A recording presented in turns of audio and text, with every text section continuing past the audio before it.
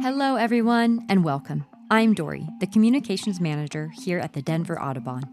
We're an independent, nonprofit chapter of the National Audubon Society, and we believe that birds are not just beautiful, they're vital. They're messengers of ecosystem health, and when we protect them, we also nurture the well-being of our communities, the environment, and the planet.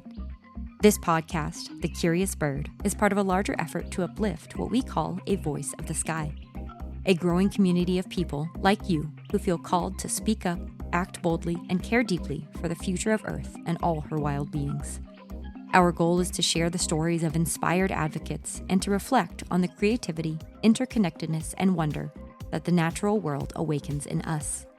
We hope these stories spark lifelong learning, deepen your sense of stewardship, and remind us all of the power of collective care. So, wherever and whenever you're tuning in from, thank you. We're so glad you're here. Let's take flight together and dive into today's episode of The Curious Bird.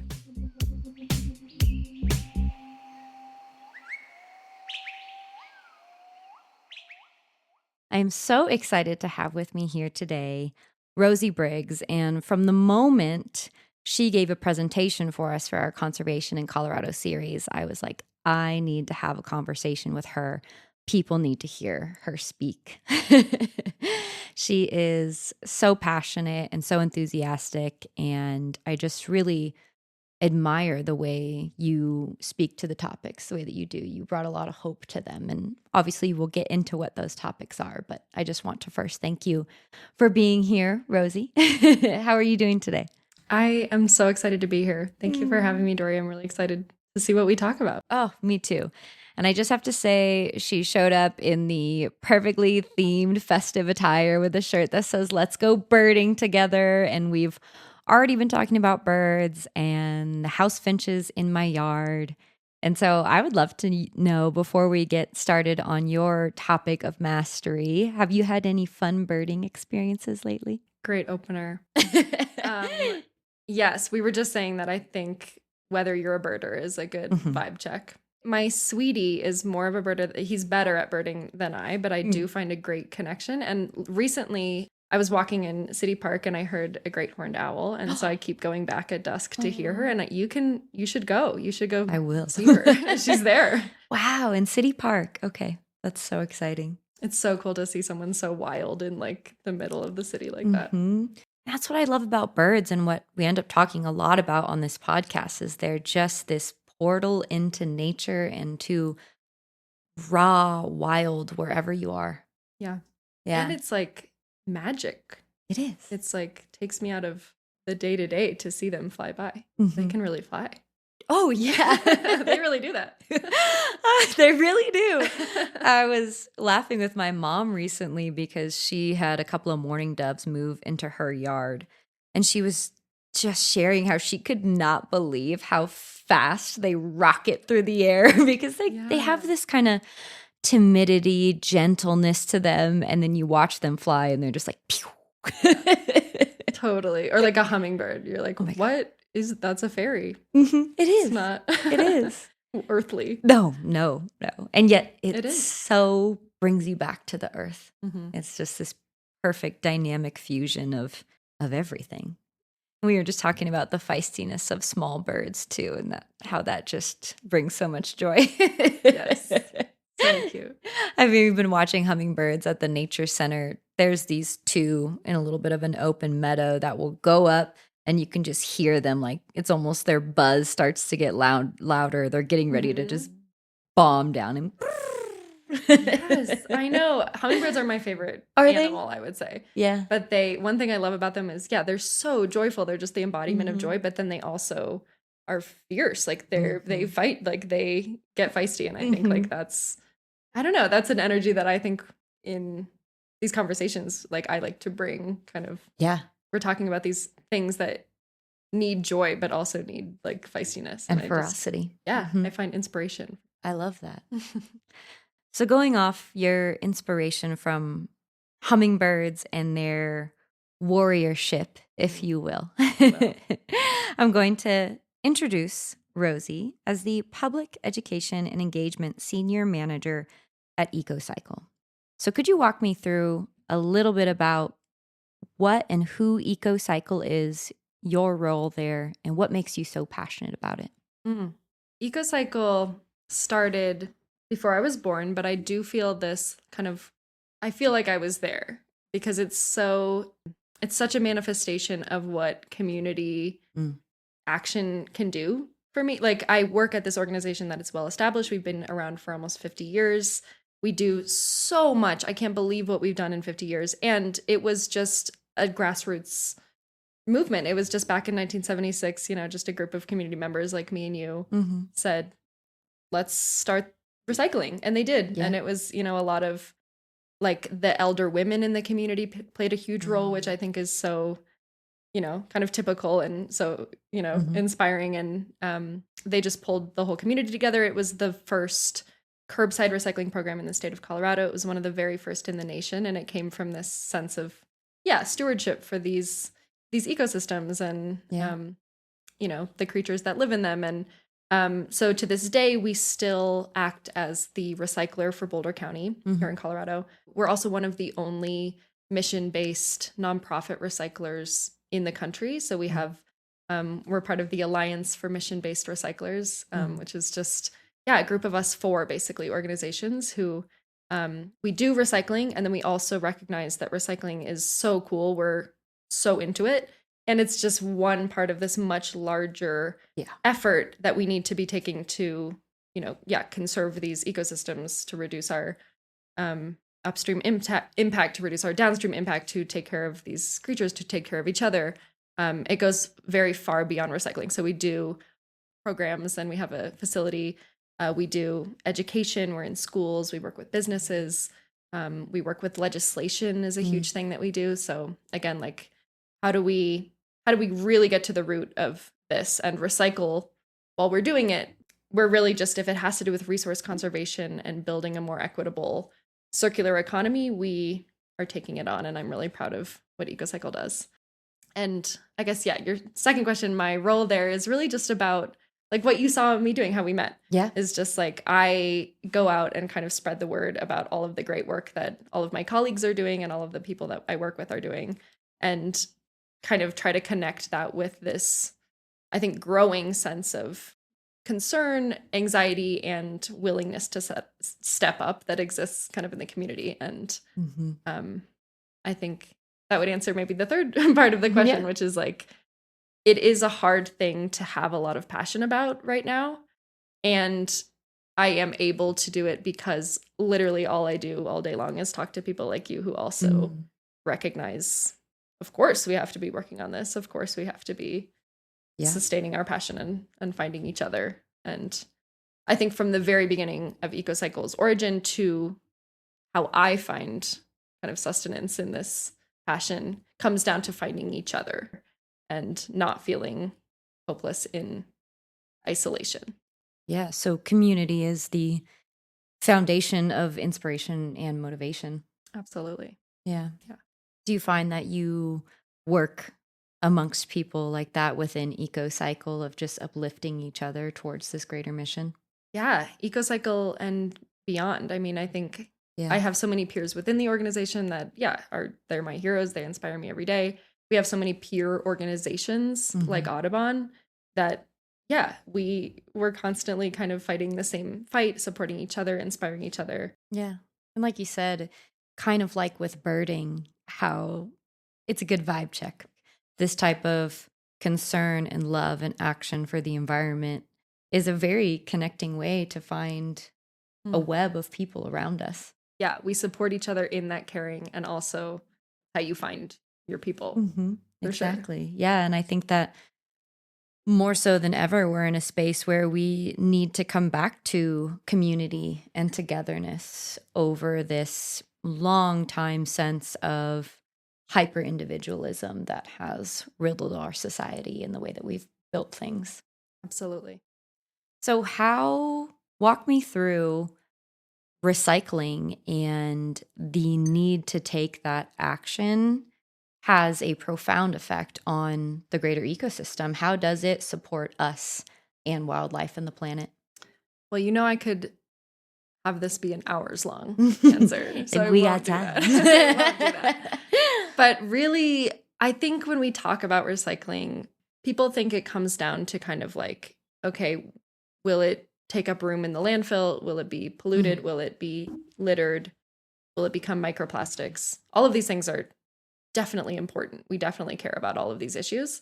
But with recycling, that's not really why we're doing it. We're not doing it just to keep it out of the landfill. We're doing it because it's this incredibly valuable resource that we've invested so much in to get where it is.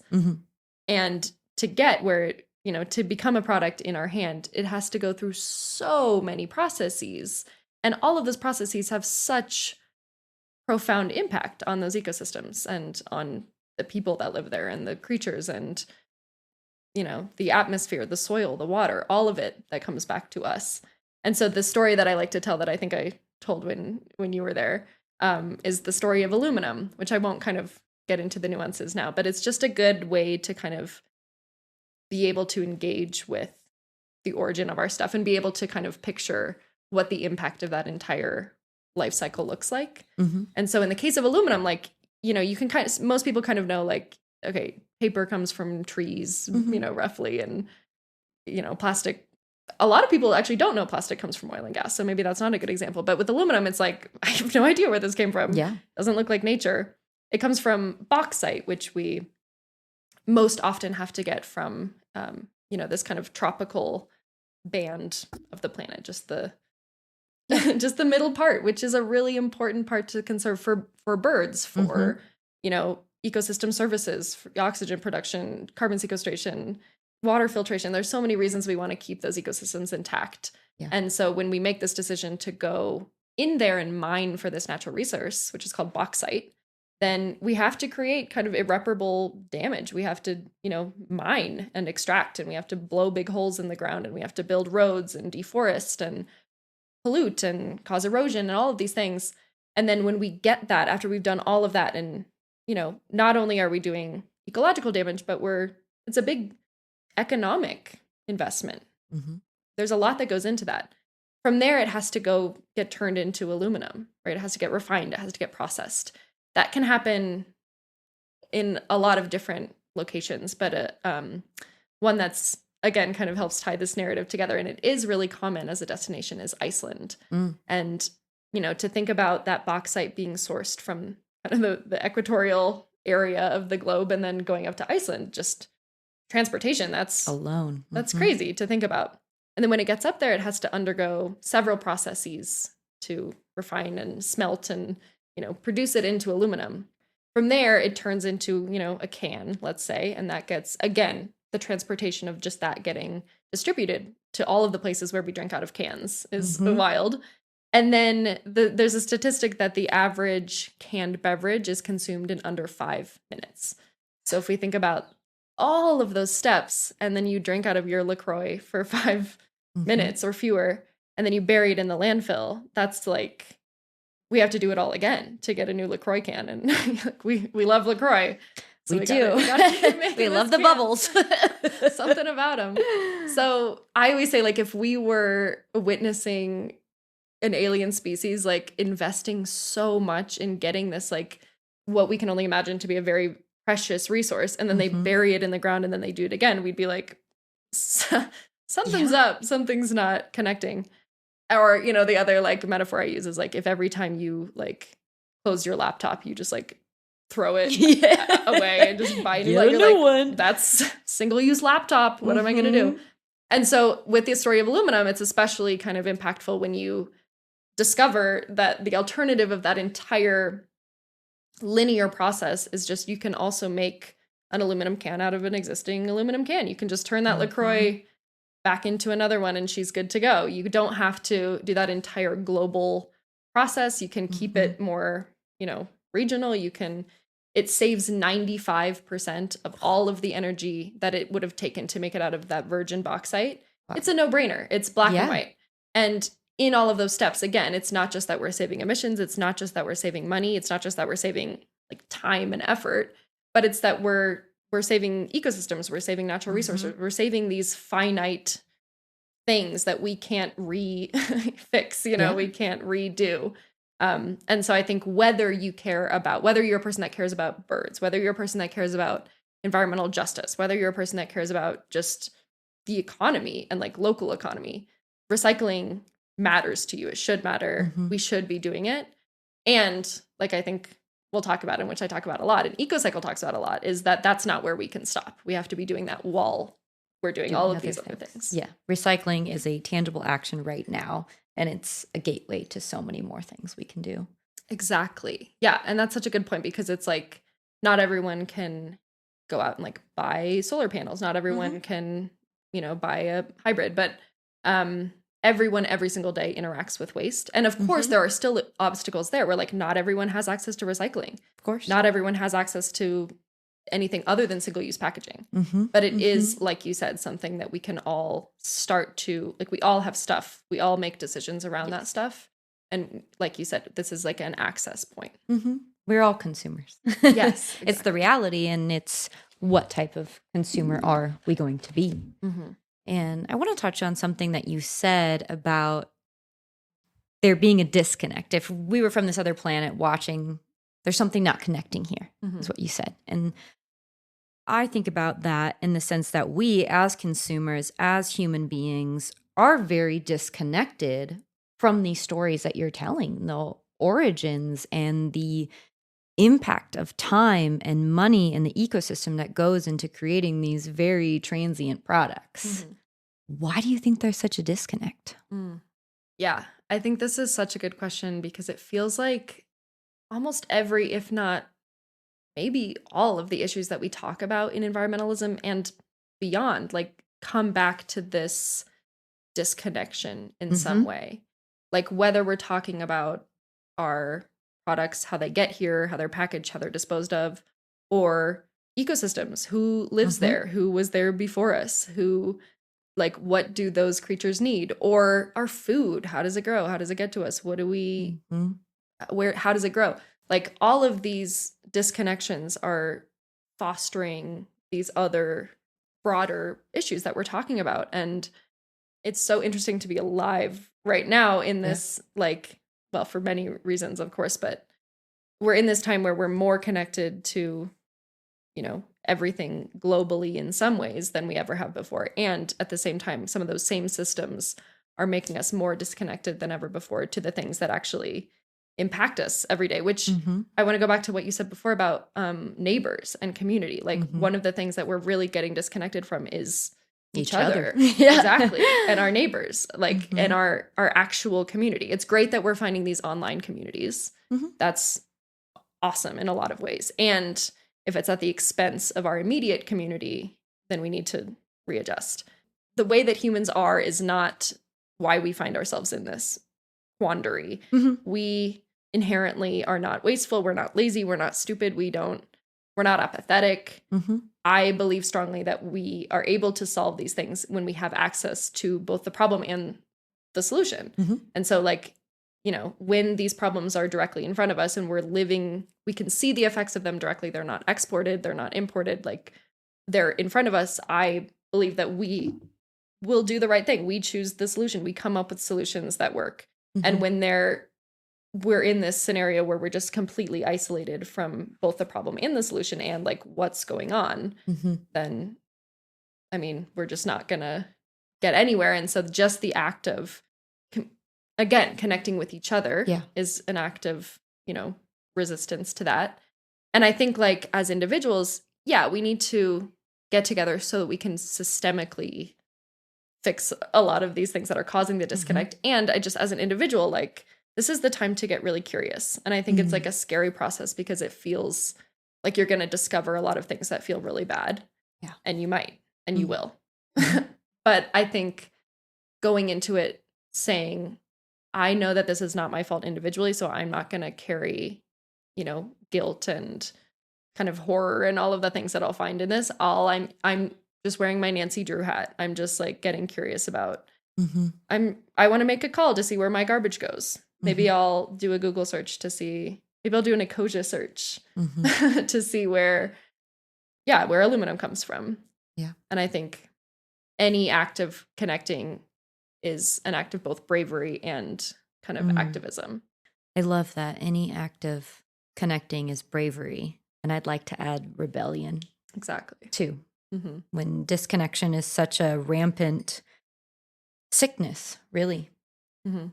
I was listening to a podcast not too long ago, and the speaker, his name is Boyd Vardy, and he's from Africa, and he works in the wilds there with lions, and he says that he believes that anxiety is undiagnosed homesickness. Mm. And that really resonated with me.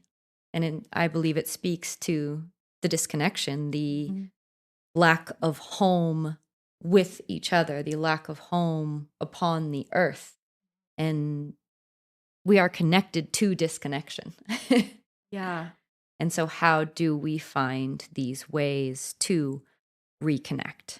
And I think, just like you're saying, start small, start curiously.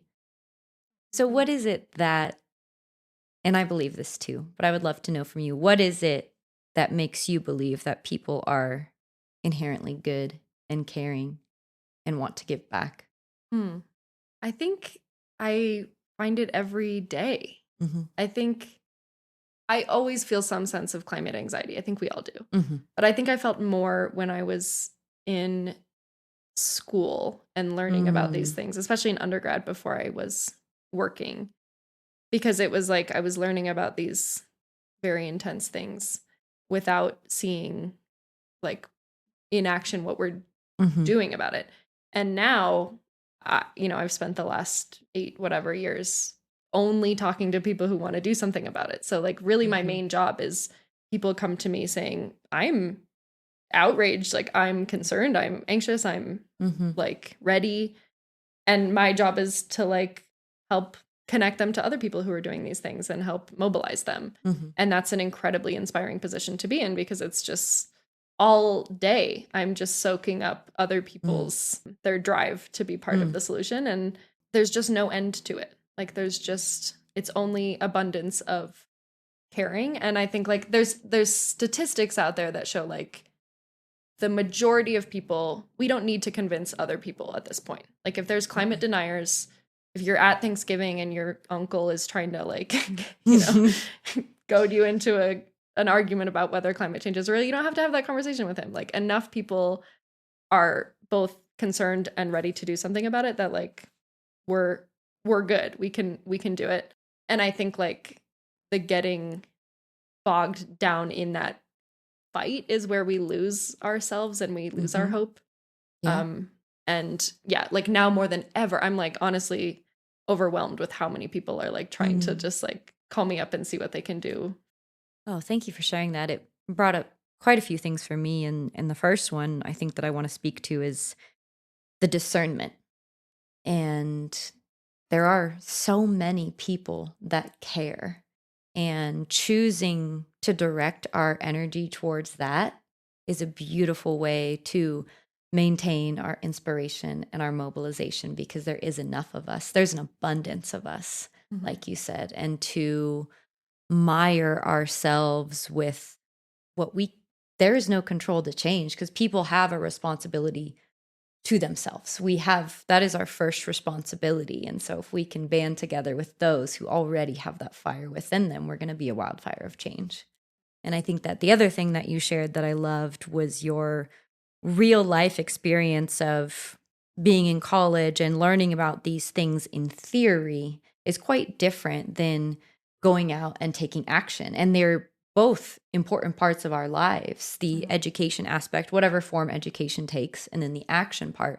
But I think action itself can be such a balm, such a salve on overwhelm and paralysis by analysis, because it actually allows us to see the change happening, where when it's in theory, that can breed hopelessness, because it's like, is anything really changing?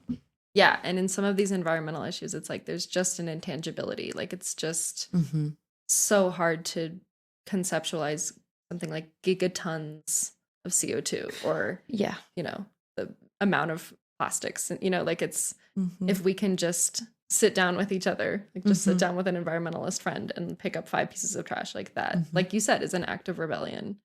And I don't want to leave behind the uncle at Thanksgiving. Like, Totally. I get that. Yeah, this person is not a bad person. It's not someone who doesn't deserve to, live in the healthy future that we're all working for and envisioning. Absolutely. It's just that it does come down to these systems, and people have been taught by these systems for a very long time. And like, that's another thing that I really like to talk about, is that like, we did have to be taught a lot of these things that are leading to this linear economy and like leading to pollution and leading to corruption. And the fact that we had to be taught shows me that inherently that's not how we are. And like, that's another thing that really brings me hope, is like, I think if you just look at an entire history of living in harmony, or, living well with the environment and knowing how to steward it, we have evidence that humans know how to do that. It's just that now we're living in these systems and we have these contexts that didn't exist before. Yeah. But we at heart know how to care for our planet. We definitely do.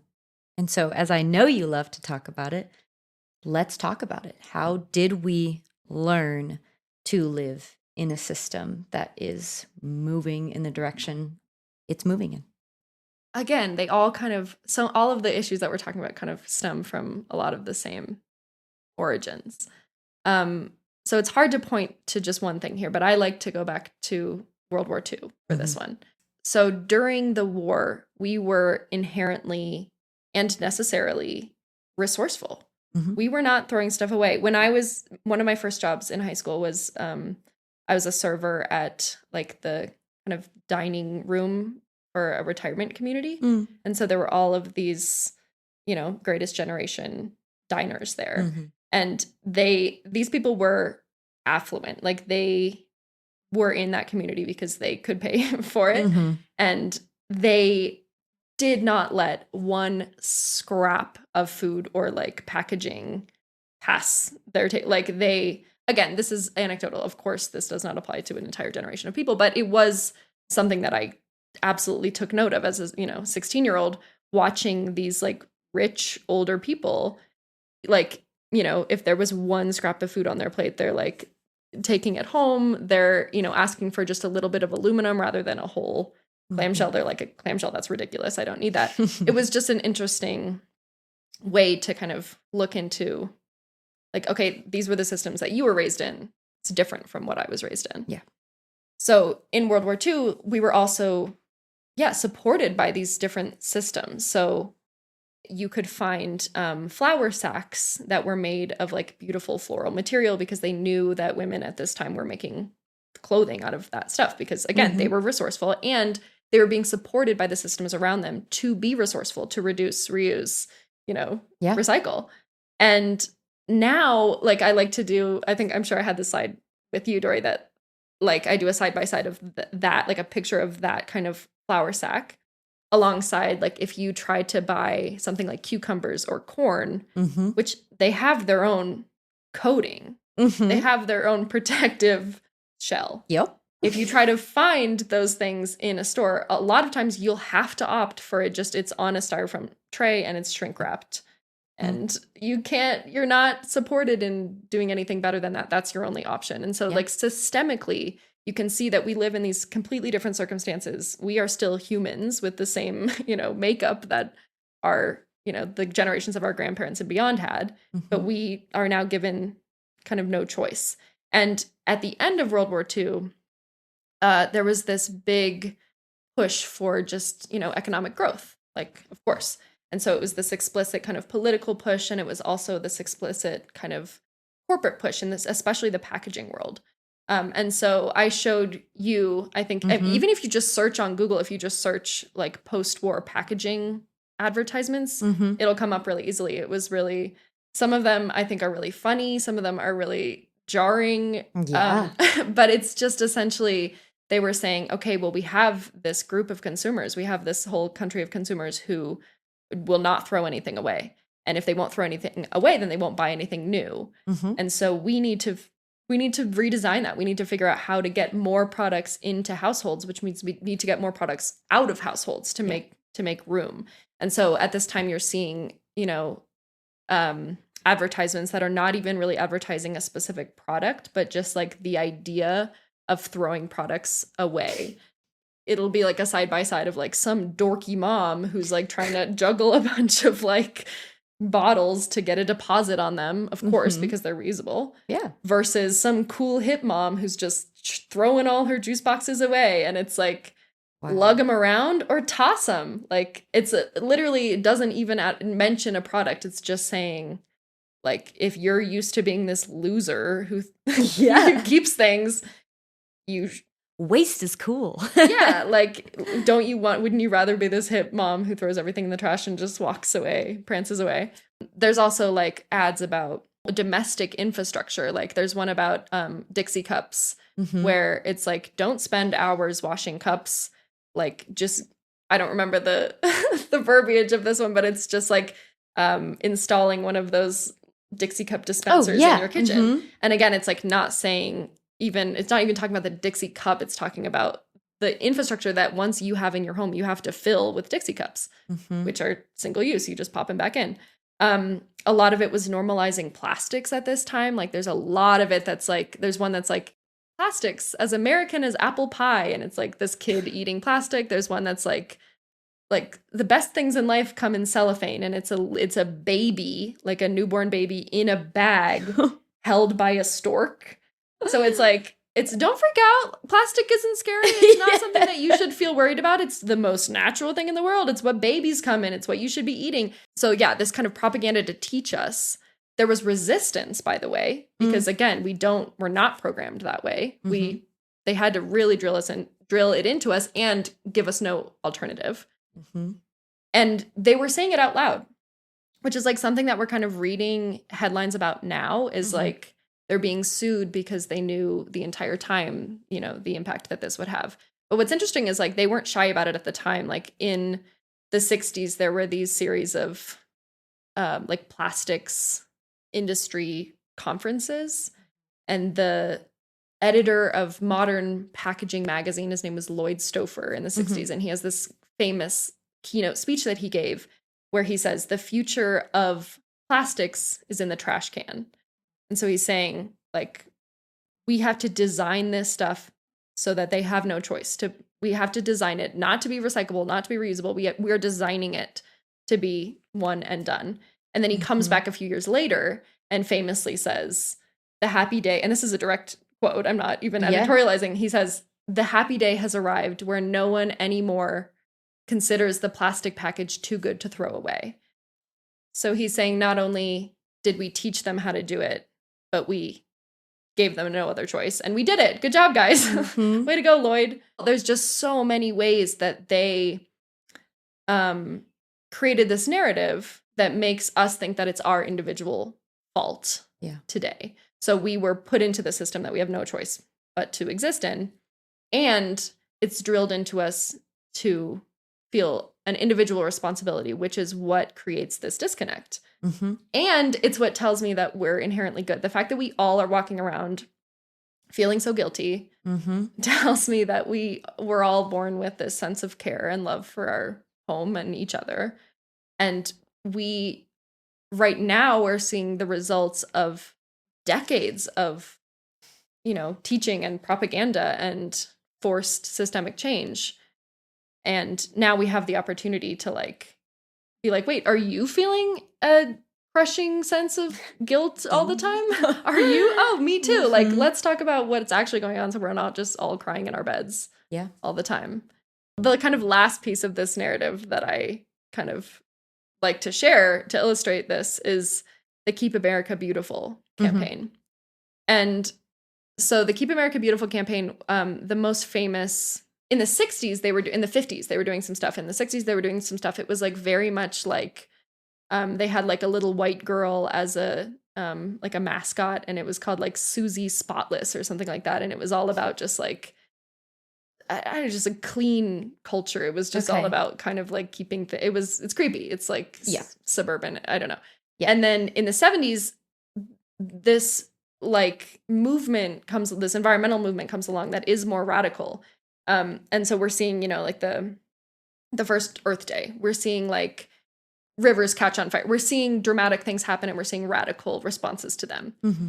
And as we're seeing this like rise of not only explicitly caring about the environment, but calling out the corporations that are responsible for Mm-hmm. pollution, we see this Keep America Beautiful campaign come out. Mm-hmm. And it's famously called the quote unquote crying Indian ad. Mm-hmm. And it was extremely effective. It's like in my undergrad, it was taught as one of the most effective environmental like behavior change campaigns in history.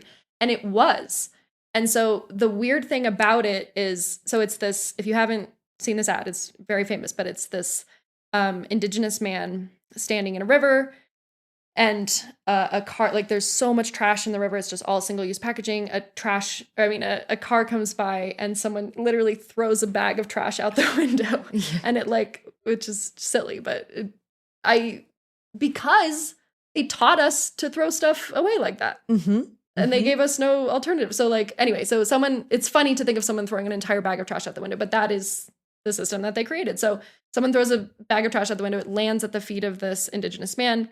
It pans up. He's like in his indigenous garb, and a tear, goes down his cheek. And that was a very, it's a very famous tear. Yeah. And then the tagline for this ad is "People start pollution, people can stop it." And so explicitly what this ad is saying is, you guys look at all of this pollution around you. You did this. Like, you are the one who just drove that car by and threw your trash out the window. Look what you're doing to this man. Look what you're doing to the environment. Don't you care? Wake up. Like my mom was saying, she was like, I remember that campaign. I went out, right? Like I cried, and then I went outside and I picked up a bunch of trash, and I have every day since. Yeah. And again, like what that tells me is like, we care because we watched that. Like everyone watched that ad and said like, oh my God, like I don't remember filling a river with trash, but like, yeah, I'm willing to step up and take care of it. And if you look at who put out that ad, who's behind Keep America Beautiful, it is those exact same packaging corporations. It's all of the, all of the corporations who are the biggest polluters out there. What's so funny to me is like thinking about them coming up with that ad. They literally like had to take their own packaging and physically put it in a river to like shoot this ad. Wow. Like that's their stuff. Like it has their logos on it even. And then they hired an Italian American man, by the way. This person was not an indigenous actor. To like point at the pollution that they made, tell you it's your fault, and then create an entire generation and beyond who then believes that people start pollution, people have to stop it.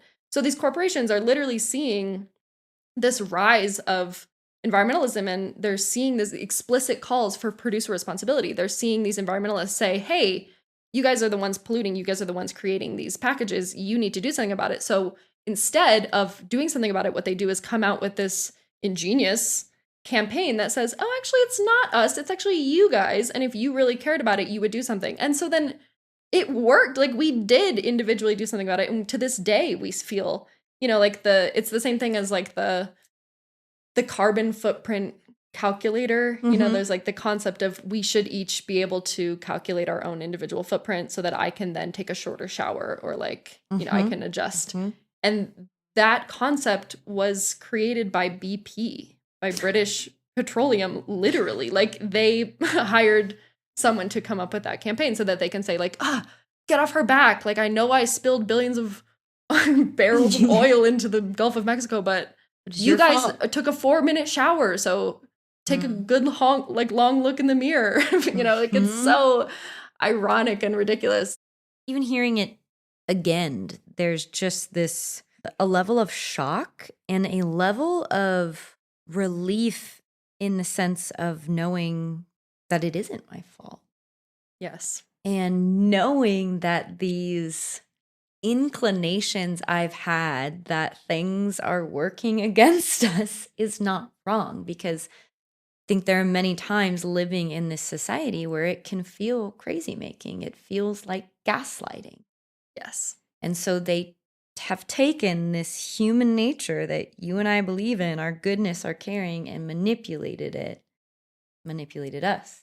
Again, to come back to that act of finding each other, Mm-hmm. that act of creating community is so, it's like how important friendship is if you're in a toxic relationship, Mm-hmm. where if you find yourself in a toxic relationship and you're isolated from all your friends, then whatever narrative that person is telling you is the narrative that you go along with. Of course, you have no other context. Mm-hmm. The second you go hang out with your friends and you like tell them what this toxic person did, they're like, girl, that's they can't do that. That's not okay. This is like, we have this reality that we can ground you in. And that's, to me, what finding like fellow community members, finding fellow environmentalists, finding fellow people who care about each other does for me, is like, if you listen enough to narratives that these very powerful corporations are able to control and have for a very long time, it's easy to go along with it and it's easy to believe it. And if we can ground each other in reality and be like, actually, that's an insane way to do things. Actually, that's incredibly unjust and we shouldn't stand for that. Like, that's where we can get there, actually. Yes. And my mom and I, we used to call these experiences that you're speaking to the blender. You can't see what's happening when you're inside the blender. And so to step out and have conversations with other people can give you that clarity, that reflection, because being in that state of feeling so destabilized and so powerless, that is, I'm going to branch out and say that that's what they want. Exactly. You know, and so how do we find resource in each other? And I think that I really enjoy that you're bringing up the word narrative a lot, because I am a firm believer that we humans are storytellers, and language creates our perceptual bubble. So it becomes our limit, it becomes what confines us, but it also can break those limits and those shackles, if you will, once we start creating new story, creating new language. And we're super receptive to narrative and story. And so as storytellers, how do you think we can start to shift that narrative to something that is more inclusive, beneficial, supports equality, supports interconnectedness? I think each of us can figure out which kind of part of the narrative we can bring, or what we can bring to the narrative collectively, rather. As you said, of course, we need to make it more diverse. Of course, we need to make it more inclusive. Of course, we need to have all of our efforts be constantly expanding to make room for those things and invite them to be led by those things. And I think that as an individual trying to make a difference, I think like identifying your specific tool belt and again, looking at it as a group project is like what's so, like, you don't have to figure out, okay, oh my God, I have to go talk to millions of people and tell them what's going on. You can say, okay, I'm part of this larger movement that's doing that, and something that I'm really good at. So for me personally, I am a bit of a goofball. And so love it. That's why we're vibing. Yeah. Bird people, goofballs. We're well equipped. So like you said, like so much of this is so isolating, and so much of it is based around fear, and the narratives around this have been almost exclusively based around fear.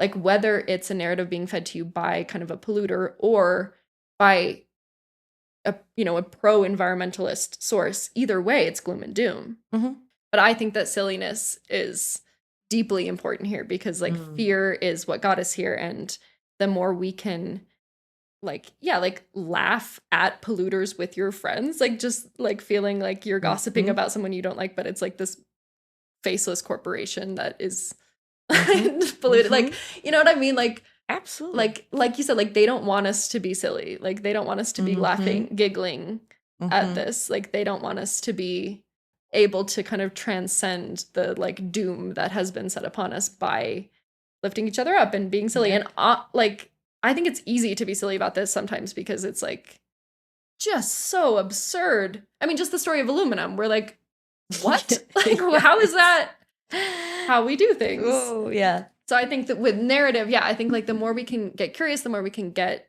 to the bottom of things, and the more we can like each recognize, okay, this is not all on me. This is collective. What can I individually bring, and what is it that I can bring that will sustain me in that? Mm-hmm. What is it that actually feels good for me to bring? Every time you speak, I'm like, oh, I want to comment on that. I want to comment on that. I want to comment on that. Comment on it all. But I think that, so many things. And the first one is kind of cycles us back to the spectrum of disconnection and connection. And so this rampant disconnection has made us to believe that we are silos, that we are islands, and that we have to do it all alone. And not only do we not have to, we can't. And sometimes that feeling of I can't do it on my own is the first thing to make us not take an action. Exactly. And remembering that we're not doing it alone. I love the imagery you gave of a group project, just hanging out with your friends. Everyone's bringing their different strengths. And I like to see it sometimes in my own mind is like we're all these different little fulcrum points on a web. And if we can hold solid our little piece, we bring integrity to the web of everything. And if we're trying to stretch too thin, that pizza dough that you're rolling too thin is just going to split into pieces. Mm-hmm.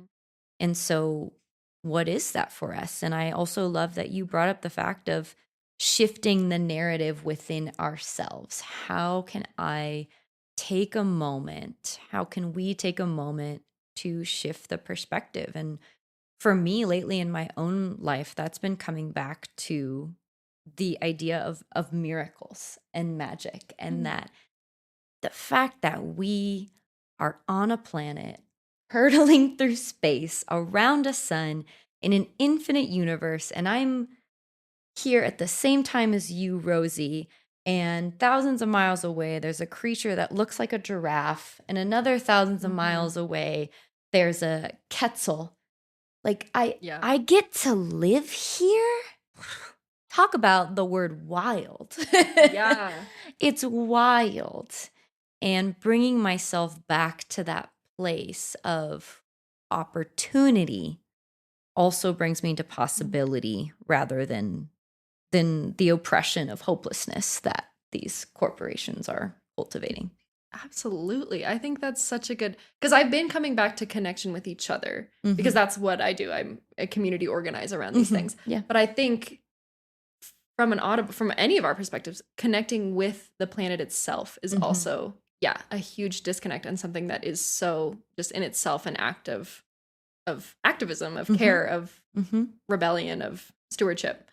I've been thinking a lot about creativity and how worry itself is a form of creativity because it's imagining possibilities. It's imagining negative ones. So how can I take shifts in each moment where I might be feeling worry and recognize this is creativity directed in a misguided direction? How can I direct this towards something that feels more true, that feels more beautiful, that feels more whole? And whatever anyone's word is, that feels more like the gratitude of being here. I feel like you're just saying all the things that I've been like thinking about and like writing about lately. Like my friend the other day was saying how she was reading a dystopian novel about the future. And we were like, you know what's so weird? Like, name me a novel in the future that isn't dystopian. Like, That's true. Yeah. There's not a section for utopian future fiction. And like, why? That's so funny. Like, why wouldn't it even be half and half? Like dystopian, totally utopian. Yeah. Why are we all going there? And it's like you said, it's so, the imagining is like, we can't arrive to a reality that we have never imagined. Right? Like, we are creating it as we go. We can't just like show up to a utopian society having been only picturing dystopian ones. So yeah, exactly as you said, like we should just be making efforts all the time to just like, let's just sit down with our friends and just like list best case scenario. Like, let's just think about like best case scenario. Like what do we do? Because we can't like, if all we're doing is mitigating problems and not dreaming of solutions and how to get there, then we're just not going to get there.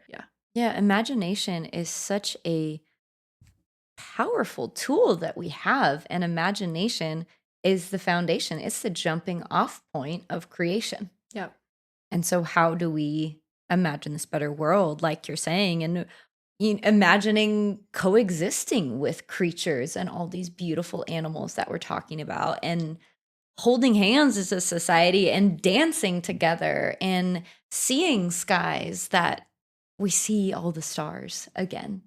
And I love the point that you had brought up a little bit ago, and I think about this a lot myself, is extending community beyond our human kin to the wild kin that we share the planet with, and that we can really do that anywhere. We can do that with the pigeon we're sharing the sidewalk with, who lives this vastly incredible life that if we approach with curiosity, we'll find out how amazing they are in that ducks see and 360-degree vision. Like, what?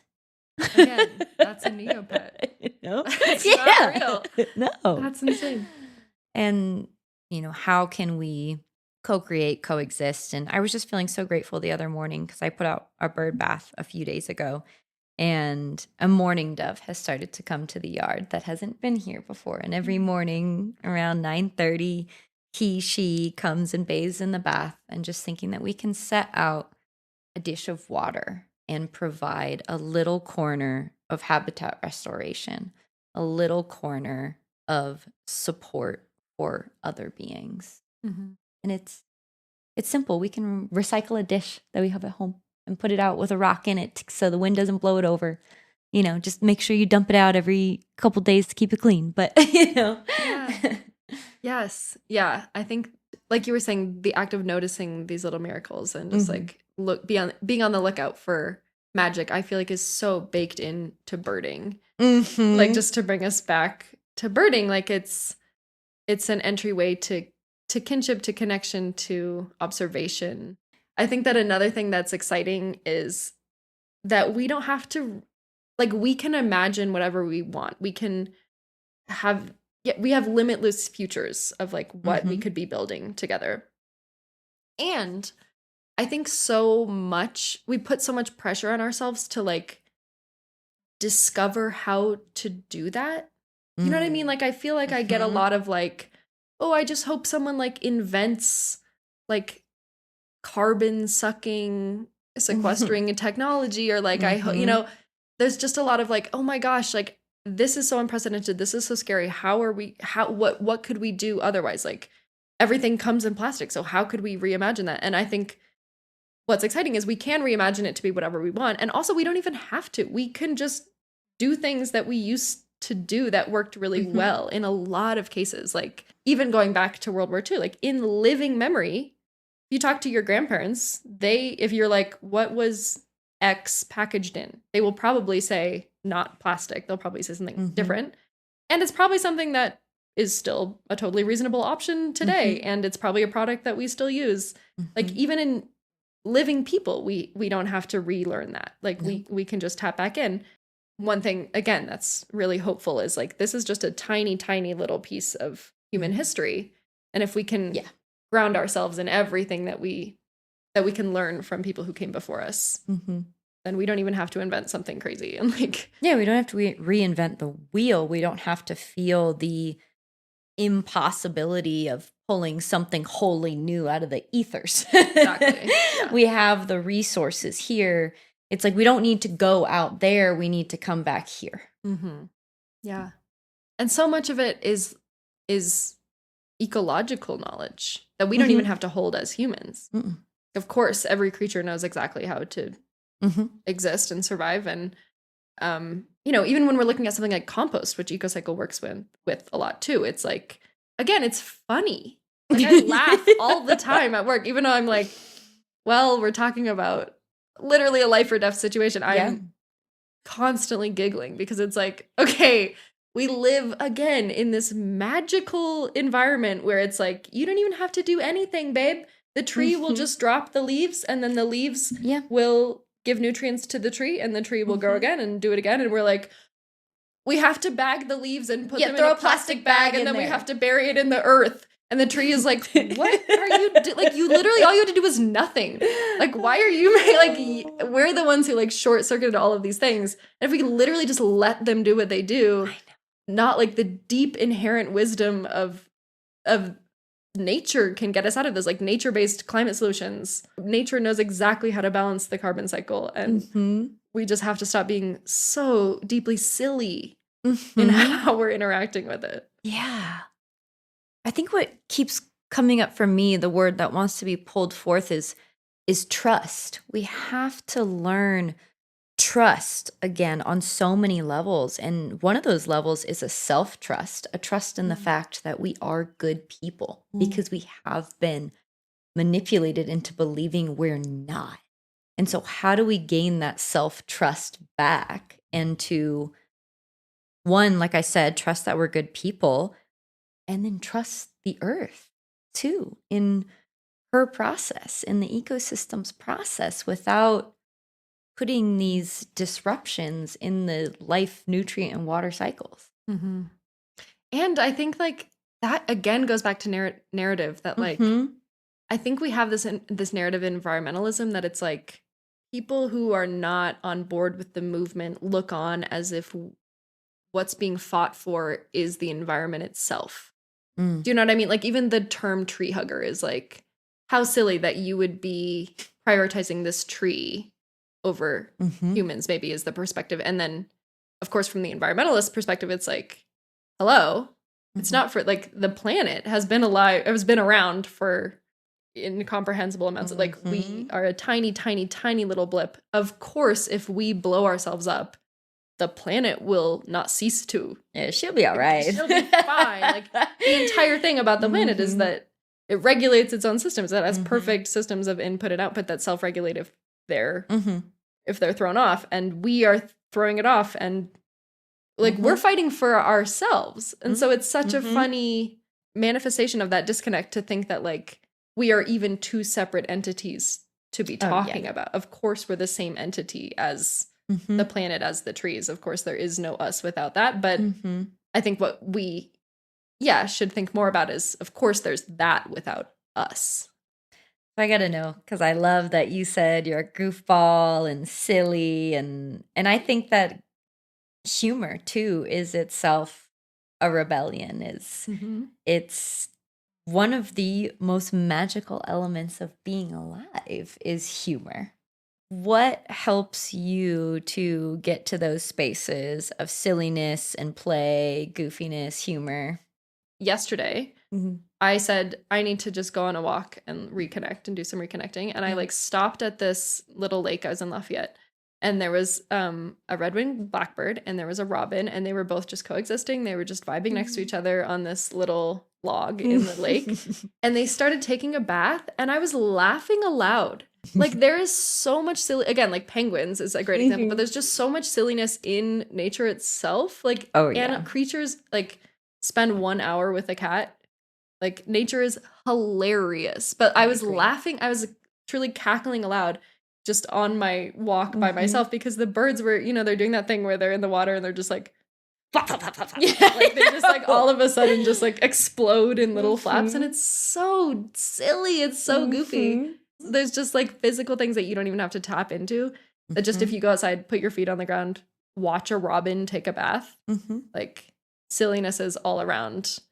If we again tune into just literally what's in front of you rather than like reading about this horrible thing that you could never comprehend. It's like an allowance, a receptivity. And I love that you brought up nature is funny, because I laugh so many times a day at nature. I find it hilarious, or them hilarious, all the beings, and allowing the stories to come, allow them to tell me the stories, and of course it's going to be my human perspective on it. But I believe that part of the joy of being here is an engagement with the story of other animals, however that comes through to us.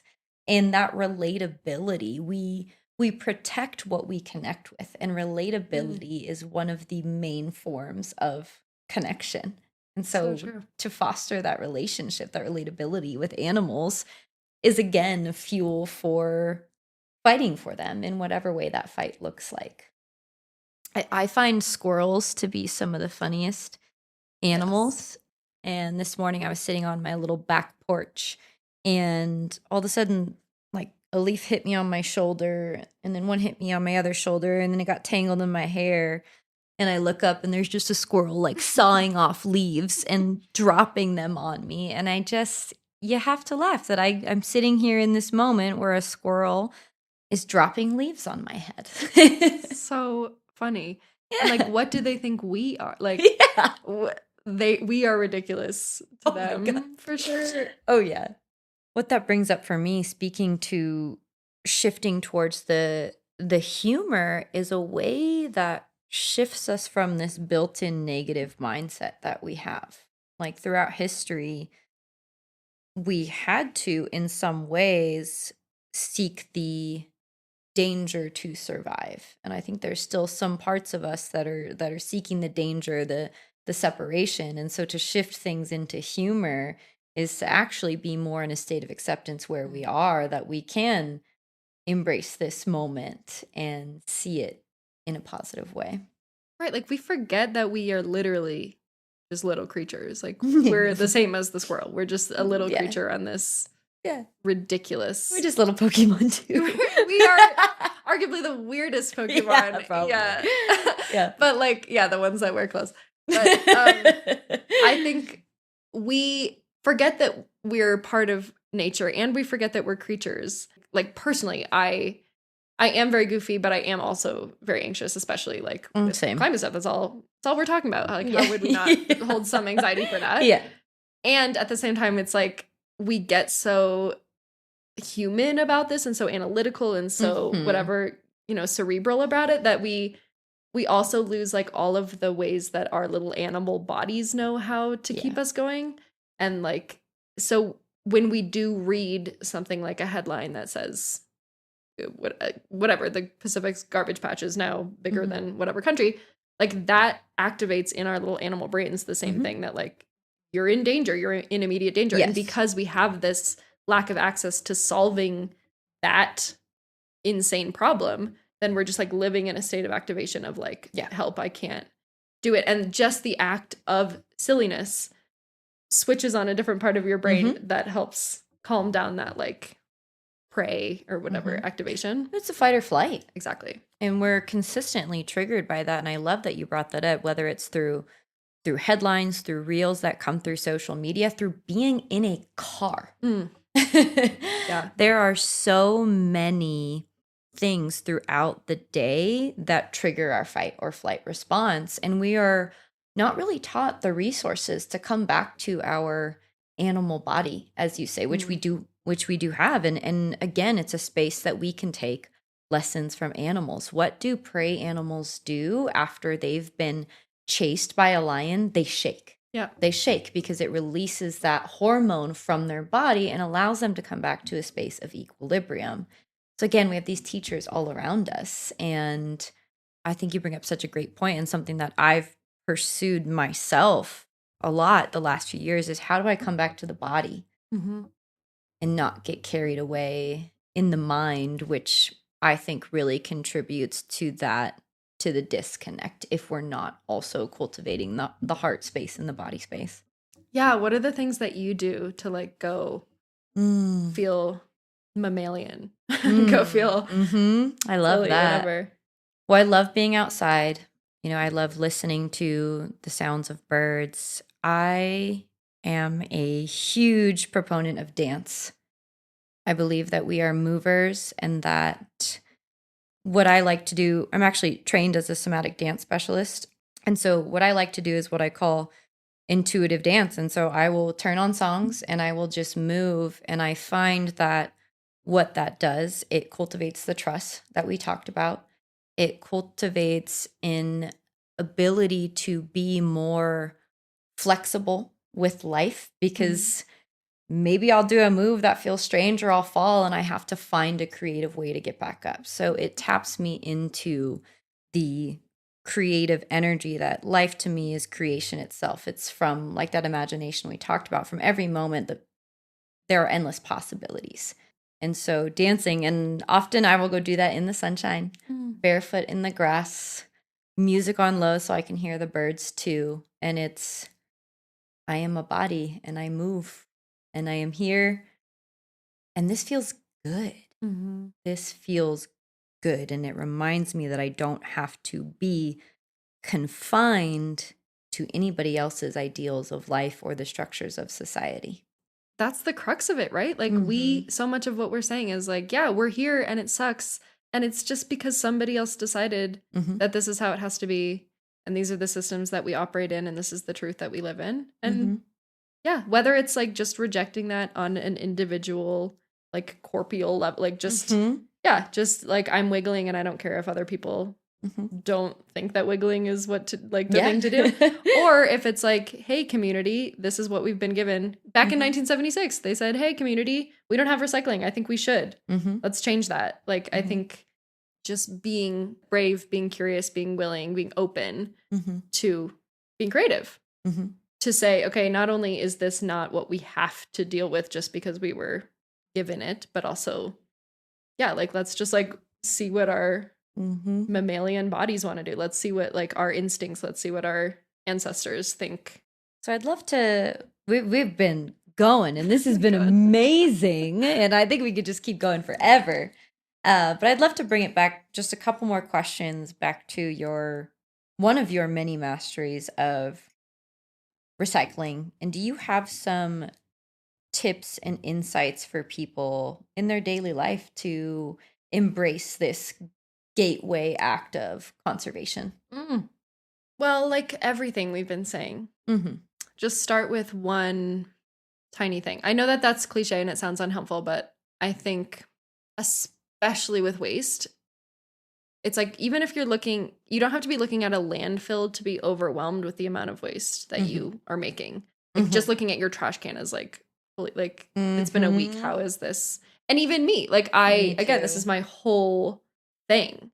Like zero waste is my whole thing. And I look at my trash can every week and I'm like, and it's just because, again, what am I going to do if I don't have a package-free option for that? Oh yeah, and you're like you said, cucumbers are wrapped in cellophane. Like there's no other way to buy them. Gotta eat, you know? Yeah. But I think that what I recommend is that people just do, again, only with like curiosity, only with kindness to yourself. Starting with just a personal waste audit is a really great way to just like see what would be the easiest thing to start with. Like see what that lowest hanging fruit is. And so if you just take your bin and just like, you can start, I like to do trash and recycling because even if something's recyclable, I want to reduce it if I can. But if you just want to start with trash, if that feels more approachable to you, like just literally putting newspaper down, dumping out the contents of your trash, and then just like looking at it. You don't have to like do something, intimidating, literally just like looking at it, because one of the things, again, with this linear economy and the disconnect that comes with it is that like we don't see it all at the same time. And even 1 week of like seeing it at the same time can just be like, oh, well, why am I buying, if I'm eating like 20 of these things in a week, whatever, these little snack things, but I'm buying them individually wrapped, like, but I can see that I've eaten 20 of them. I don't need them to be individually wrapped. Like I know that there's an option to buy them in bulk or whatever. That could be like, even that is probably going to be packaged. Like just if you can make like that extremely simple, like I reach for this one instead of 20 of these ones or whatever. It doesn't matter even if you take an action, honestly, even if you don't have a goal that comes obviously from this process, even if you're just like, oh, well, now I have a better sense of who I am as a consumer and I can carry that forward. Even that is like an act of action. And from there, you're just going to build awareness, which builds momentum, which builds action. Like I want everyone to kind of feel like it's not like this big undertaking that they have to like, okay, I have to set this goal and then I have to do all these things to like achieve the goal. It's more like as you get curious and as you start to learn more about it, it'll just come automatically. Like you won't, if you're learning more about yourself, connecting more with yourself and your own habits and what you tend to reach for and act like as a consumer, then the next time you are acting as a consumer, you will just have that information to make new, like you won't have to be like, okay, check my list of all the things I have to do. It'll just come with caring, because again, inherently you, whoever you are good. You are resourceful. You are smart. You do care. I know that. Like, I just know it of all of us. So I would say tangibly start a little self-audit, even if you do it one time and it like makes you feel bad, just like leave it alone for a little bit, come back to it. But I do think it just lends itself very, like it just tumbles into all of these other acts of care that you'll find waiting for you. So it's like that awareness is the inception for accountability, alchemizing your actions, and just to allow it to grow on its own from that root of awareness. Yeah. Yeah. Yeah. And I think with that, like I mentioned this before, but like seriously, call your trash people, call your recycling people, figure out where your stuff is going. If you can, visit that place. Like a lot of landfills will let you do a tour, or they'll let you at least, come and and check it out. Recycling centers, same thing. Like you can often book a recycling center tour. And again, just like that act of giving yourself more information, it makes you more empowered. It makes you more equipped. It makes you more connected. It makes you trust yourself more because you're making decisions that are founded on you actually making that decision rather than just grabbing whatever you're handed or believing whatever you're told, or whatever the situation is. The act of being curious will give you more power and more experience to pull that trust from that you're speaking to, because often we trust more what we experience, so broadening our experiences. Yes. And I love that you shared that because it does make it feel more accessible. It's a good reminder that, oh, I don't have to have it all figured out or have the end game of how I'm gonna transform my whole life. Let me just see what is happening in my life. Let me take a little bit deeper look at right now, and the rest will come. And I think like that comes with, we've been talking about joy, and I think that's so important. Me too. And I think the joy of nerdiness is so key, like in getting anything done. I think in order to get anything done, you have to be a nerd for that thing. Like I think nerdiness is just like passion and information together. I like that. Right? It's like I know a lot about this thing, and it's all I think about. It's like all I am focused on. And with recycling, it's kind of the same thing, where it's like there's so many materials and there's so many nuances and there's so many steps that like it is really easy to like, I think a lot of my job is just like talking to people who are like just getting into it, and then they get deeper and deeper into it, and then we just get nerdier and nerdier about it. And then again, that's just like without even trying. It's just effortless work and passion and intention. So yeah, I think touring the recycling center is a great place to start, because you can really like, like how toddlers are obsessed with trash day. Do you know this? Oh, yes, I do. I have like toddlers who are like fans, who are like, they legitimately, I did a little like a kids day event over the weekend, and I had a kid ask me if I could get the recycling truck's autograph for them. And I said I could I was just like truck, like but for them, it's like the nerdiness they're like, this is sick, like this truck and this robot, and like again, like even if that's your entry point, is that like you think robots are cool, recycling's the place for you. I'll tell you, we got a lot of robots. Like I think trying to become a nerd about it is another great place to start. And it's easy. Yeah. And it's fun. I love that. I had another podcast conversation with Dave of Katie Addison Conservation Fund, and his bio, he's a self-proclaimed animal nerd. And we had this conversation somewhat parallel that was just about like, allow yourself to be a nerd. And it goes back to what we were speaking to earlier. Allow yourself to fall in love with what you love, and the rest will work itself out. You will fulfill an integral part of what we need and what the planet needs. Right. And because it's a group project, you don't have to worry about doing it at all. Yeah. Just like what feels organically exciting to you. Great. That's your role. Well, this has been so wonderful. We ended up in so many cool places. I'm just so grateful to have had this conversation with you and get to know you better, and just be in your energy and your joy. And I love that the conversation came back to that so much, because I do deeply, deeply believe that joy is one of the most important ways forward.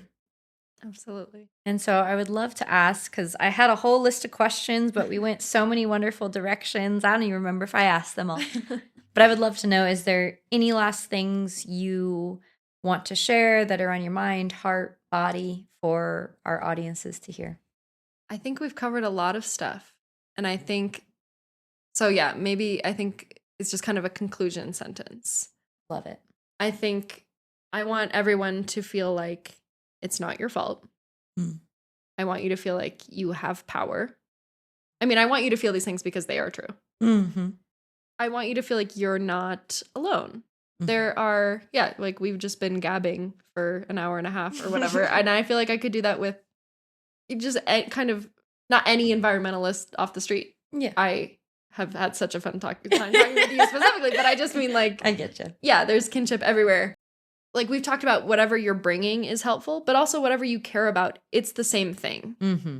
You know, like everything really is everything, in that whether you are working hard for social justice, whether you're working hard for ecological health, whether you're working on plastics, whether you're working on pesticides, whether you just care about looking at birds, like all of these things are the same thing. And I think a lot of the conversations that I have with community members is that they are concerned that they're not doing enough and that there's so much to do that they're paralyzed, or they feel like all of their efforts would be split between a million different things that they care about. Yeah. And my thing is like, you don't have to volunteer with me.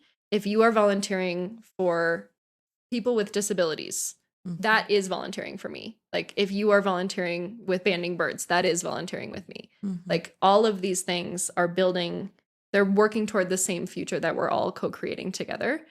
And so even if the only thing that you do around plastics or waste or whatever is, you know, one of the tiny things we talked about, even if you just like bring your reusable mug one time, perfect. Just like figure out what your access point is.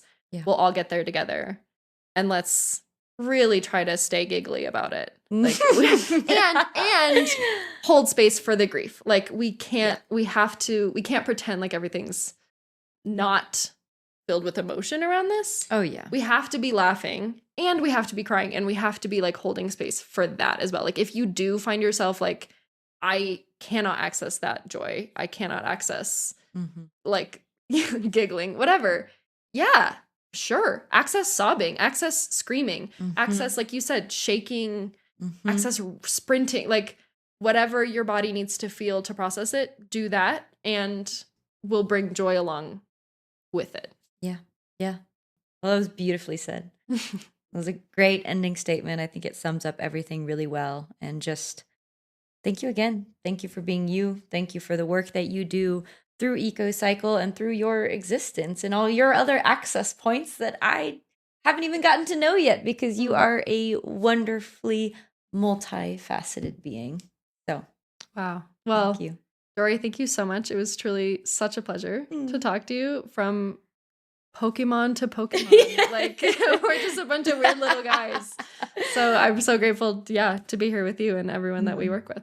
Yeah, thank you. Me too. Me too. And thank you to everyone who has tuned in from whenever and wherever you have tuned in from. You are incredible. Just keep being you, and it'll all work out. Thank you again, and tune in next time for more connection and more conversations and more conservation. And there you have it. This has been The Curious Bird. Thank you to our guests, our editor, Joe Escanos, and to you, our audience, for your time, curiosity, and openness. If you'd like to see these conversations continue, we would greatly appreciate your consideration in donating to our nonprofit, which you can do at the link in the episode information. Your generosity helps keep the conversations and our work flowing. To the bird lovers, the bird curious, the heart-centered, and any and every listener, until next time, when we meet again to build bridges, heal from separation, remember interconnectedness, and hear from the real inspired voices that are creating change in service to coexistence.